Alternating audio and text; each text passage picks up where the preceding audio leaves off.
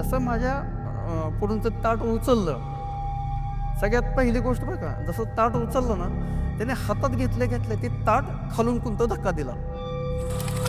जसे ती दिवाणवर बसली, दिवाण आहे ना, दिवाण जसं काय 10 माणसं हलवतात असं उचलून जमिनीपासून कमीत कमी 3 ते 4 फुट होतं दिवाण. मग ते शेजारी बसले होते, तिला म्हणलो निर्मला तुमने अंडा खाया था क्या? हाँ भैया हमने तो खाया नहीं, हमको जबरदस्ती खिलाया गया है. आणि ह्याच्या गुडघ्यावर, दोघांच्या गुडघ्यावर ती बाई बसली. बापरे.